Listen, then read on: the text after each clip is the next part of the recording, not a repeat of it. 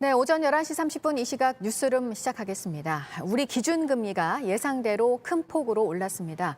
전 세계적으로 금리가 올라가고 있어서 이에 맞춘 대응이지만 대출 이자 부담이 커지는 데 따른 우려도 나올 수밖에 없습니다. 취재기자 연결해서 이 소식부터 알아보겠습니다. 정원석 기자, 0.5%포인트 올라서 이제 기준금리가 3%가 됐습니다. 대응은 해야 하고 하지만 우려도 있고 해서 한국은행이 그동안 고심을 했었죠.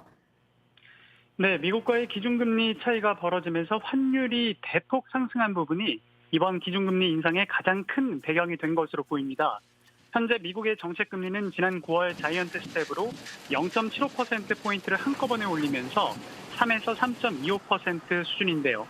우리나라 기준금리와 상단 기준으로 0.75%포인트까지 벌어졌지만 이번 빅스텝으로 기준금리가 3%가 되면서 격차는 0.25%포인트로 줄였습니다.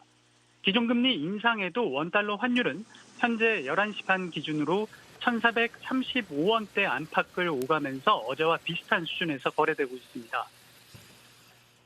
네, 하지만 끝이 또 아닙니다. 미국이 금리를 계속 올릴 것으로 보여서 앞으로 금리가 당분간 올라갈 가능성이 큰 거죠? 네, 이번 금리 인상은 사상 처음 5회 연속 오른 건데요. 하지만 연말 미국의 정책금리가 4.5%에 이를 것이란 전망이 우세하기 때문에 한은도 올해 한 번 남은 11월 금통위 때 금리를 올릴 가능성이 크다는 분석이 나옵니다. 미국은 11월과 12월 두 번, 우리나라는 11월 한 번 금리 결정이 남은 상황입니다. 네, 이런 상황에서 무엇보다 걱정은 이 대출을 한 분들의 이자 부담 아니겠습니까? 네, 물가는 지난해 같은 기간에 비해 5.6% 오른 것으로 나타났습니다. 물가 오름세가 약간은 주춤했지만 우리나라 무역수지 적자라든가 국제 유가, 러시아 우크라이나 전쟁 등으로 대외 변수가 많기 때문에 안심할 수가 없는 상황인데요.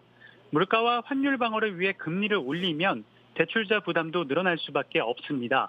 현재 주택담보대출 기준으로 평균 대출 금리가 시중은행에서 4%대이지만 새로 대출을 받을 경우 최고 금리는 7%대에 달할 수 있습니다.